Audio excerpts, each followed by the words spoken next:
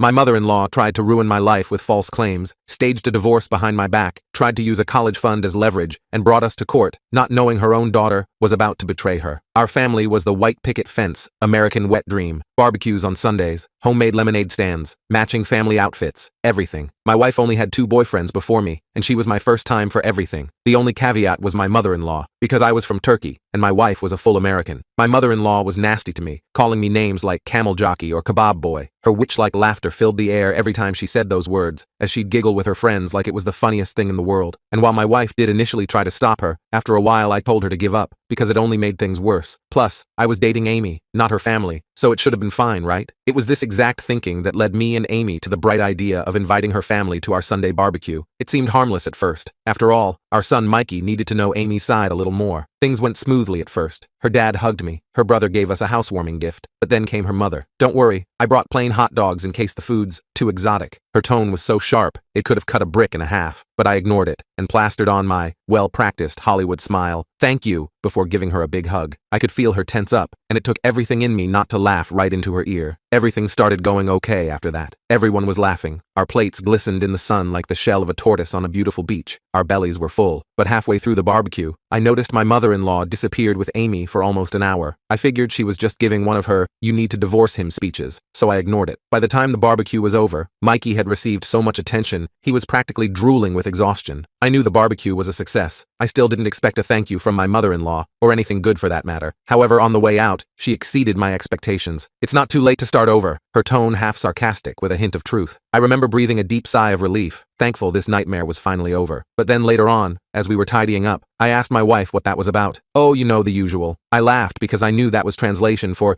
the usual BS. But instead of laughing with me, she stopped what she was doing, went completely still, and just glared. For the first time ever, I saw contempt in my wife's eyes. She looked like an angry principal giving her student a suspension. An awful gut feeling washed over me. But I reminded myself that my wife was probably super tired, and this is how it's manifesting. But the next day rolled around. My wife was completely ignoring me, giving the silent treatment and acting colder than an iceberg towards me. But even that wasn't the worst part. We were watching TV in the evening, and there was a terrorist attack report. My wife turned to me and said, "You'd know all about that, wouldn't you?" Before cackling like she had just said the funniest thing in the world. Up until that point, she was the only lover in my life who hadn't weaponized my foreignness, and that was a huge part of why I felt so safe in the relationship. So when she said that, my heart shattered into a million pieces. I went into the bathroom and teared up, as though I didn't want to admit it. Her words cut me deep, like a sharp knife through butter. I knew her mother had something to do with this. But when I brought this up, she shrugged and said, "I guess my humor's just developing quickly." I took a deep breath. She had never acted this way. I felt more disgusted than hurt. I ended up not seeing her much that week. Not on purpose, just because she had suddenly gotten busy with work. I spent a lot of time with Mikey that week, and then one day, as I was picking him up from school, he asked if we could get Wingstop on the way home. I told him no. I had made him food at home, and it was in the fridge. He looked at me like I had just told him the most hurtful thing, before suddenly blurting out, "Mom says we'll be happier when you're not here anymore." My heart dropped. I went silent, my voice tight in my throat, trying to stop myself from crying. My mind raced at 1,000,000 miles per hour. With Amy's recent behavior, things started to click. When we got back, Amy wasn't home from work yet, so I did some digging. As I climbed up the attic ladder, a cloud of dust hit my nostrils, and I coughed, a glimpse of the mountain of pain to come. As I climbed in, I noticed a box I'd never seen before. The first few documents were about some boring tax stuff, but what I saw underneath was so shocking, my eyes nearly popped out of my head. Dozens and dozens of screenshotted texts, transcribed voice memos, photos of us together, all taken grossly out of context, to make me look like some evil supervillain. And at the bottom, I saw they were all signed by my mother-in-law as a witness. For example, there was a screenshot of a text I'd sent when Amy was out with friends. "Don't forget who you belong to." It was an inside joke from a movie we both loved, but the note beside it read, "Exhibits controlling behavior, doesn't allow me freedom." A photo of me looking angry, I was actually yelling at the TV during a football game, had "frequently displays rage, I fear for my safety," written on the back. Every single document was signed at the bottom, witnessed by Catherine Williams, Amy's mother. As I dug deeper, I found a draft divorce filing. The allegations were horrifying. Emotional abuse, controlling behavior, even claims that I'd threatened Amy. According to these papers, I was a ticking time bomb of rage who isolated Amy from her family and friends. It was all lies, horrible, calculated lies designed to destroy me. And at the very bottom of the box, I found the most disturbing thing of all, a handwritten plan detailing how Amy would take Mikey, empty our joint accounts, and and leave me with nothing, not even visitation rights with my son. I sat there in the dusty attic, holding these papers, feeling like my entire world had just collapsed. The wife I loved, the mother of my child, had been systematically building a case against me. And for what? So she could take everything and leave me with nothing? I heard the garage door open downstairs. Amy was home. I quickly put everything back exactly as I'd found it and climbed down the ladder, my mind racing. What was I going to do now? I quietly closed the attic hatch just as Amy walked through the door. My hands were shaking so bad I almost lost my grip on the ladder. I'd gone from confused husband to feeling like a man on death row in the span of 30 minutes. "Hey," Amy said without looking at me, dropping her keys on the counter like she always did. Except nothing felt normal anymore. Not her voice, not the way she moved, nothing. I tried to act casual. "Hey, how was work?" My voice sounded weird even to me, like I was reading from a script. "Fine." She brushed past me, and I caught that strange perfume again. She went straight to Mikey, kneeling down to give him a big hug. "Hey buddy, I missed you." Watching them, my stomach twisted into knots. Was she planning to take him away from me? According to those papers, that was exactly what she intended to do. I needed to think. I needed a plan. I mumbled something about checking the mail and stepped outside just to breathe. The evening air felt cool against my face, which was probably burning red from stress and anger. Our neighbor Linda waved from across the street while walking her dog. I waved back mechanically, wondering if our whole life was about to become neighborhood gossip. That night, I could barely sleep. Amy stayed as far away from me in bed as possible without actually falling off. I stared at the ceiling for hours, my mind racing. What had her mother said to turn Amy against me so completely? What was I going to do? The next morning, I called in sick to work. I couldn't focus anyway. As soon as Amy left with Mikey for school drop-off, I went back to the attic. I took pictures of everything with my phone, making sure to document all the lies and manipulations. If this was heading where I thought it was, I'd need evidence. I spent the rest of the day in a daze, researching divorce attorneys on my laptop. I found one with good reviews named Thomas Rodriguez, who specialized in father's rights. I made an appointment for the next day during my lunch break. When Amy came home that evening, she seemed surprised to see me there. "I thought you were working late today," she said, sounding almost annoyed. I hadn't told her any such thing. "No, why would you think that?" She shrugged. Must have gotten confused. More lies. She'd probably planned to do something while I was supposedly gone. I watched her closely that night, noticing how she kept checking her phone and typing with her back turned to me. The next day, I met with Thomas. His office was small but professional, with diplomas covering one wall and family photos on his desk. I showed him the pictures I'd taken of Amy's documents and explained everything that had happened. Thomas listened carefully, taking notes and occasionally asking questions. When I finished, he leaned back in his chair. "This is quite a situation, Karam. Based on what you've shown me, your wife and mother-in-law are building a case for a divorce where you'd lose custody and most assets." He adjusted his glasses. "The good news is, you found this before they served you papers. We have time to prepare." "What should I do?" I asked, feeling completely lost. "First, don't confront your wife. Act normal. Second, secure your finances. Open a separate account at a different bank and move half your savings there. It's still marital property, but this protects you from being left with nothing. Third, document everything. Record conversations if your state allows it. Keep a journal of all interactions." I left his office with a plan and feeling slightly less terrified. On my way back to work, I stopped at a new bank and opened an account, transferring half our savings as Thomas suggested. I felt guilty doing it, but then remembered the detailed plan to clean me out completely. This wasn't dishonesty. This was self-preservation. That weekend was torture. Amy suggested we take Mikey to the park, as a family, which felt like the most twisted thing ever considering what I now knew. Still, I played along, pushing Mikey on the swings while Amy took photos on her phone. Was she documenting our last days as a family, or gathering more material to use against me? I couldn't tell anymore. While Mikey played in the sandbox, Amy's phone rang. She walked away to answer it, but I could see her face light up in a way it hadn't for me in weeks. When she came back, I casually asked who called. "Just Mom checking in," she said, but her eyes didn't meet mine. That night, after Mikey went to bed, I started keeping the journal Thomas suggested. I wrote down everything that had happened since the barbecue, trying to be as detailed as possible. It felt weird documenting the collapse of my marriage, but I needed to protect myself, and, more importantly, my relationship with my son. Monday morning, I called Amy's dad. We'd always gotten along well enough, and I needed to know if he was in on this whole scheme. I asked if he could meet me for lunch, just the two of us. He sounded surprised, but agreed. We met at this small diner near his office. Robert looked older than I remembered, the lines around his eyes deeper. We ordered sandwiches, making small talk until they arrived. Finally, I took a deep breath and dove in. "Robert, I need to ask you something important. Has Amy talked to you about having problems in our marriage?" He put down his sandwich, looking genuinely confused. "No, not at all. Is everything okay between you two?" I studied his face. Either he was a great actor, or he truly had no idea what was happening. I decided to take a chance. I found some documents in our attic, plans for a divorce where Amy takes everything, including Mikey, all based on lies about me being abusive. And your wife has signed as a witness to all of it. Robert's face went pale. "What? That's insane. Kathy didn't mention anything like this to me." I showed him some of the photos on my phone. As he swiped through them, his expression changed from disbelief to something like anger. This is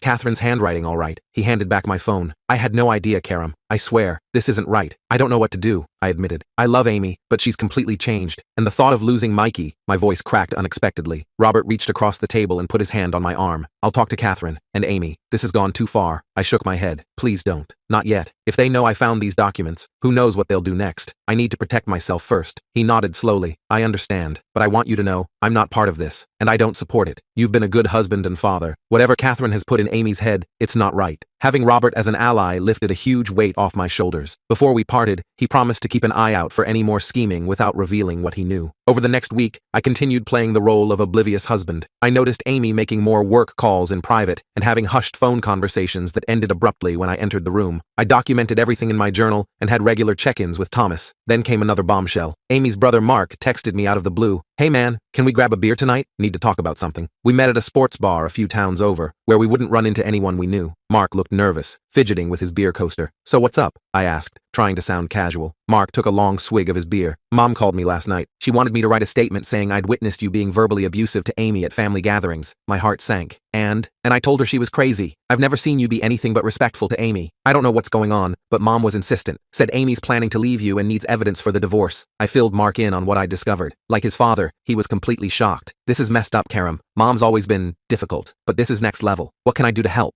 We spent the next hour making plans. Mark agreed to pretend to go along with Catherine's request, but would actually document all her attempts to fabricate evidence against me. He'd also keep his ears open for any talk about their timeline. On the drive home, I felt a strange mix of emotions, betrayed by my wife, but touched by the support from her father and brother. I wasn't alone in this fight anymore. When I got home, Amy was waiting up, arms crossed. Where were you? Just having a beer with some guys from work, I lied, hating how easily it came now. Robert's getting divorced, needed to vent. Something flashed in her eyes. Divorce, huh? Poor guy. Yeah. I headed to the bathroom to avoid further conversation. In the mirror, I barely recognized myself. The stress was taking its toll. I looked tired, older. This couldn't go on much longer. The next day, I installed a small camera in our living room. Thomas had suggested it, and though it felt invasive, I needed to protect myself. I made sure it was legal in our state, and positioned it to only capture common areas of the house. That decision paid off sooner than I expected. 2 days later, while reviewing the footage, I saw Amy and her mother in our living room while I was at work. I don't know, Mom, Amy was saying, looking unsure. This feels wrong. He's never hurt me. Catherine's voice was sharp. Don't be naive, Amy. Men like him always show their true colors eventually. Remember what your cousin Jen went through? Better to get out now, while you have the upper hand. Think about the settlement. You'll never have to work again. What about Mikey? Children are resilient. Besides, he'll be better off without that foreign influence. I watched in disbelief as Catherine pulled out papers from her bag, the same ones I'd found in the attic. They spent the next hour adding to the fabricated evidence, with Catherine coaching Amy on what to write. At one point, Amy looked genuinely uncomfortable, but her mother kept pushing. Just think about the beach house we could buy with his 401k money, Catherine said, smiling. And that Turkish rug store of his brother's will be worth something too if we play this right. I felt sick. This wasn't just about getting me out of the picture. This was about money. Catherine was using her own daughter in a scheme to essentially rob me and my family. I saved the video in multiple places, including sending a copy to Thomas. He called me immediately after watching it. This is exactly what we needed, Karam. This proves the allegations are fabricated and shows coercion, but we still need to be strategic about how we use it. I agreed, though part of me wanted to confront Amy immediately. How could she do this? Was our entire marriage a sham? That night at dinner, I nearly broke when Mikey asked if we could go to Turkey next summer to visit my family. Grandma said I can't go there anymore because it's dangerous, he added innocently. Amy quickly changed the subject, but the damage was done. They were already poisoning my son against his heritage, against half of who he was. I excused myself from the table before I lost my composure completely. The next day, Mark called with new information. They're planning to file next Monday. Mom's meeting with some hotshot divorce attorney tomorrow to finalize everything. This accelerated our timeline considerably. Thomas advised me to file first, using the evidence we'd gathered. If we wait for them to serve you, you'll be on the defensive from day one, he explained. We prepared all the paperwork that weekend. I felt like I was living a double life, playing board games with Mikey and making Sunday breakfast while simultaneously planning for a divorce battle. Amy continued her act too, though I noticed moments when she seemed almost like her old self, especially around Mikey. It made me wonder how much of this was her idea versus her mother's manipulation. Monday morning, I left for work as usual, but went straight to the courthouse instead. Filing those papers was one of the hardest things I've ever done. Each signature felt like another nail in the coffin of our marriage. I was just leaving the courthouse when my phone buzzed. A text from Mark. Mom just picked up Amy from work. They're heading to their lawyer now. You beat them by hours. That afternoon, Amy was served with the divorce papers at her office. I made sure Mikey was with me, taking him straight from school to my friend John's place, where we'd arranged for him to have a play date with John's son. I didn't want him home for the inevitable confrontation. The storm hit around 6 p.m. Amy burst through the front door, her face contorted with rage. What the hell is this? She screamed, waving the papers. Divorce papers, I said calmly. I figured I'd save you the trouble of filing yourself. Her face changed from anger to confusion. What are you talking about? Don't play dumb, Amy. I know everything. The fake abuse claims, the plan to take everything, including Mikey, your mother coaching you on how to set me up. She paled slightly but rallied quickly. You're paranoid. This is exactly why I need to get away from you. Really? So you weren't planning to file for divorce today? Your mom didn't meet with a lawyer last week? That stopped her. How did you? And I suppose you weren't building a case against me with fabricated evidence that your mother witnessed. Evidence that's conveniently stored in our attic? Amy sank onto the couch, her bravado evaporating. You found the box. I did. And I have video of you and your mother creating false evidence. What were you thinking, Amy? Was our whole marriage a lie? She looked up, tears in her eyes. No, I loved you. I still do, in a way. But Mom said what? That I'd eventually become abusive because I'm Turkish? That you could take me for everything I have? That my family business was worth targeting? The anger I'd been suppressing for weeks finally broke through. Amy's tears flowed freely now. She kept saying you were going to hurt me eventually. That men like you always do. She had all these statistics about domestic violence in Middle Eastern cultures, and then she started talking about how much money I could get. And you believed her? After 6 years together? I couldn't keep the hurt from my voice. She shook her head. Not at first, but she was so persistent. Every day, more articles, more horror stories. She even had this friend whose daughter married someone from Iran, and he supposedly became this monster after they had kids. So because some random person's daughter had a bad marriage, ours was doomed? That's racist, Amy. Plain and simple. She flinched at the word. I know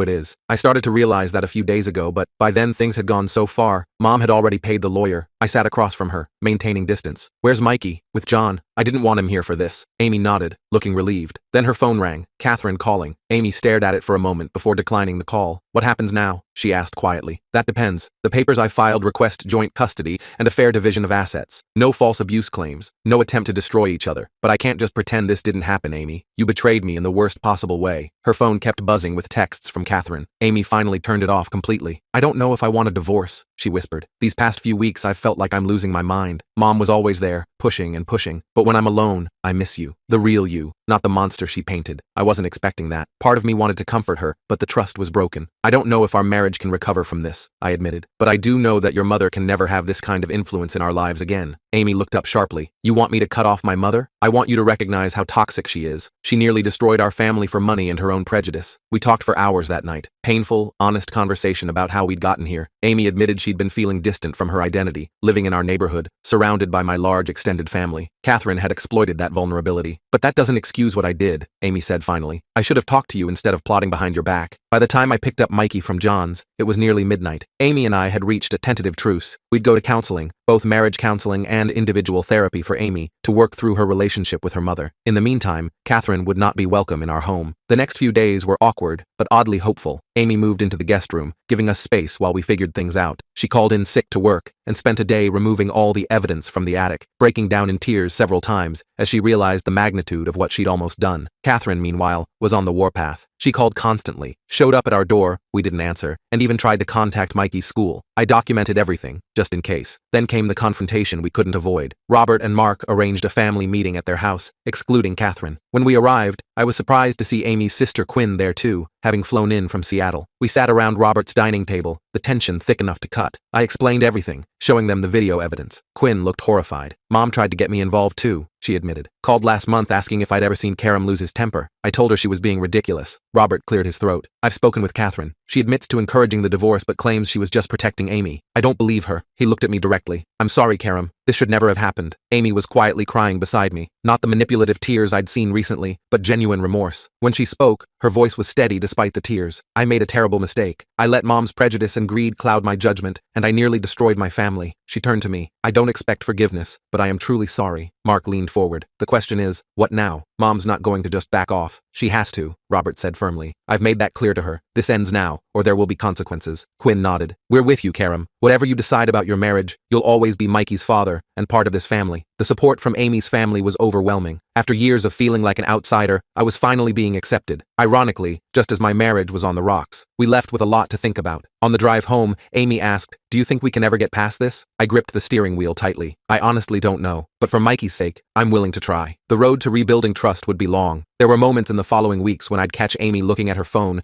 and wonder if she was talking to Catherine. There were nights I'd wake up in a cold sweat, wondering if this was all an elaborate act. But there were good moments too. Amy found a therapist who specialized in toxic family relationships. She started reconnecting with my family, making an effort to learn Turkish cooking from my mother. Most importantly, she stood firm against Catherine's continued attempts to interfere. The turning point came a month after the confrontation. Catherine showed up at our house unannounced, pushing her way in when Amy answered the door. "This has gone on long enough," she announced. "I've spoken with another attorney. We can still file with the evidence we gathered." I was upstairs but heard every word through the camera I'd installed in the living room. I waited, heart pounding, to hear Amy's response. "There is no we, Mom," Amy said clearly. "What we did was wrong. Kerem is a good man and a wonderful father. Your prejudice nearly cost me my family." "Don't be dramatic," Catherine scoffed. "Men like him always—" "Stop!" Amy's voice was stronger than I'd heard in months. "If you can't respect my husband and the father of my child, then you need to leave. And don't come back until you can treat him with dignity." From my hiding spot at the top of the stairs, I heard the front door open. "This isn't over," Catherine hissed. "Yes, it is," Amy replied, closing the door firmly. I waited a few minutes before coming downstairs. Amy was sitting on the couch, looking drained but somehow lighter. "You heard?" she asked. I nodded, sitting beside her. "Thank you." She took my hand cautiously. "I meant every word. I've been so blind, Kerem. I can't believe I almost threw away everything that matters for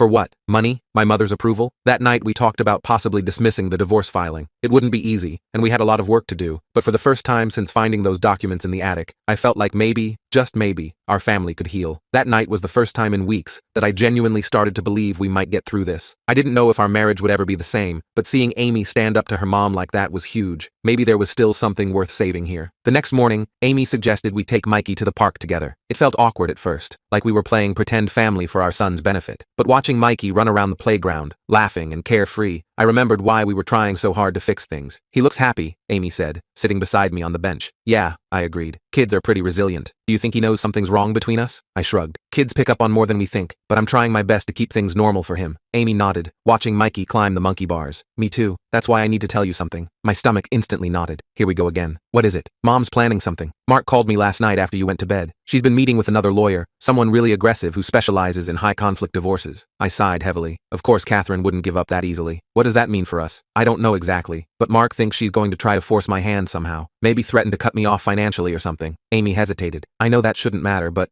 your parents have always helped you out," I finished for her. Amy's family was pretty well off, and they'd given us our down payment and helped with Mikey's private school tuition. "I'm not saying I'd choose money over our family," Amy added quickly. "I just wanted you to know what we might be up against." I appreciated the honesty at least. "Thanks for telling me." We didn't get much time to discuss it further because Mikey came running over, demanding we watch him go down the big slide. For the rest of the afternoon, we put aside our problems and focused on being parents. That evening, after Mikey went to bed, I called Thomas to update him on the situation. He wasn't surprised about Catherine hiring a new lawyer. "People like her don't back down easily," he said, "but her standing is weak now. You have evidence of the fabricated abuse claims, and Amy isn't cooperating with her anymore. So what should we do?" I asked. "Stay the course. Keep documenting everything. If you and Amy are really trying to reconcile, we can file to dismiss the divorce petition, but I'd wait a bit longer to make sure things are stable." I agreed with his advice. Trust wasn't going to be rebuilt overnight. The next week was relatively calm. Amy and I started couples therapy with a counselor named Dr. Quinn, no relation to Amy's sister. Our first session was tough, lots of tears and painful truths. I admitted how betrayed I felt, and Amy talked about how she'd let her mother manipulate her insecurities about our cultural differences. "I was always a little intimidated by your family," she confessed during our second session. "Everyone speaking Turkish at gatherings, all the traditions I didn't understand. I sometimes felt like an outsider." "You never told me that," I said, genuinely surprised. I didn't want to seem ignorant or racist, but Mom used that. She kept telling me I was losing my identity, that Mikey was becoming more Turkish than American. Dr. Quinn helped us see how we'd both contributed to the problem. Me by not noticing Amy's discomfort, and Amy by not communicating her feelings. It wasn't an excuse for what she'd done, but it helped me understand how Catherine had found a crack to exploit. Things at home slowly improved. Amy moved back into our bedroom, though we weren't intimate yet. We were careful with each other, like handling something fragile that might break if we moved too quickly. Then Catherine made her move. I came home from work on Thursday to find Amy sitting at the kitchen table, looking pale. Her hands were shaking slightly as she held a thick envelope. "What's wrong?" I asked, setting down my laptop bag. "Mom sent this." She pushed the envelope toward me. "It's a trust fund document. Apparently they set up a college fund for Mikey when he was born. Almost $200,000 now." I skimmed through the paperwork. "Okay, and there's a condition. The money can only be accessed if Mikey is living primarily with me or my parents. If we stay married, or if we share custody, the money goes to charity instead." I felt that familiar anger bubbling up. "She's using Mikey's education as leverage?" Amy nodded miserably. "There's a letter too." She handed me a cream-colored stationery note in Catherine's elegant handwriting. The letter was everything you'd expect from Catherine.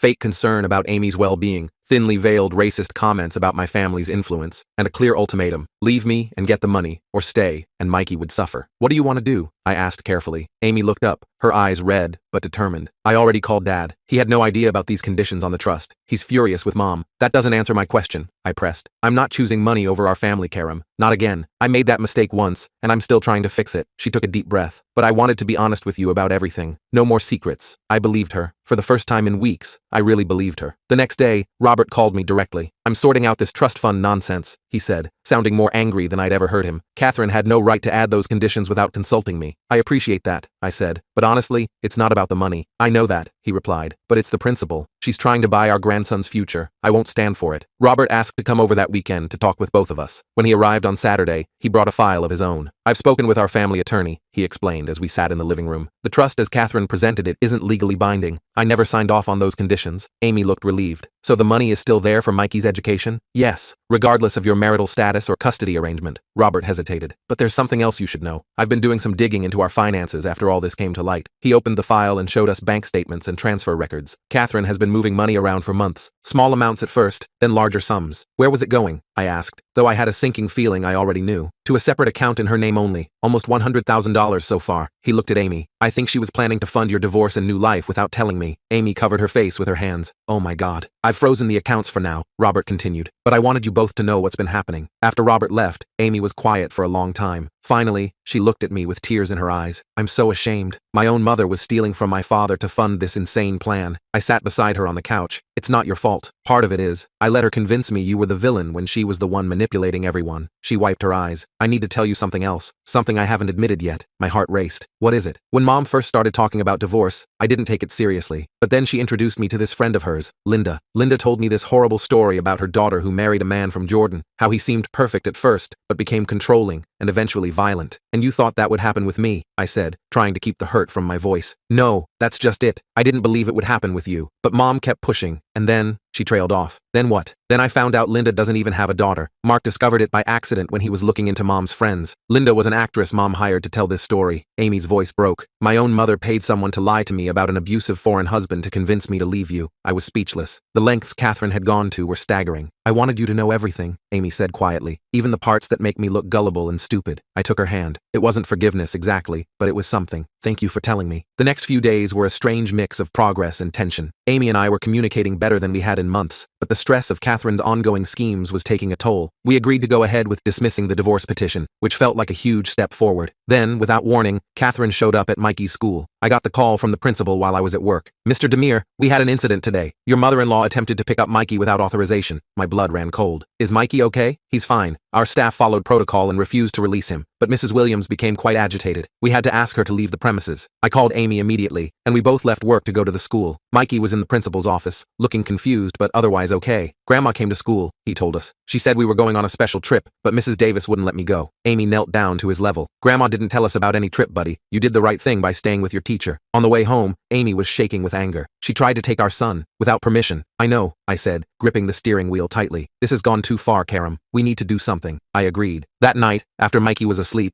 we called Robert and Mark to fill them in. Robert was devastated. I don't recognize who Catherine has become, he said. First the money, now this. Mark was more practical. You need a restraining order. That feels extreme, Amy said, though I could tell she was considering it. She tried to take Mikey from school without permission, Mark reminded her. What if she succeeds next time? The next morning, we met with Thomas again. He agreed a restraining order was appropriate given Catherine's escalating behavior. We filed the paperwork that day, requesting she stay away from our home, Mikey's school, and our workplaces. The temporary order was granted quickly, but Catherine would have a chance to contest it at a hearing in 2 weeks. Thomas warned us it would be rough. She'll likely bring up the abuse allegations again, he cautioned. Even though we have evidence they were fabricated, be prepared for some ugly accusations. Those 2 weeks were tense. We updated Mikey's school with the restraining order details and added extra security measures at home. Amy was a nervous wreck, torn between protecting our family and facing the reality of taking legal action against her own mother. Catherine, meanwhile, went on the offensive. She called every family member, telling them I was manipulating Amy and turning her against her own mother. Most saw through it, especially after Mark shared what we knew, but a few distant relatives took Catherine's side. The day of the hearing arrived. Amy and I dropped Mikey off with my brother Amit, who promised to keep him distracted with a trip to the aquarium. As we walked into the courthouse, Amy squeezed my hand. Whatever happens in there, we're in this together, she said. Catherine was already inside with her attorney, a sharp-looking woman in an expensive suit. She didn't acknowledge us, but but I could feel her glaring from across the room. The hearing was everything Thomas had warned us about. Catherine's lawyer painted me as a controlling,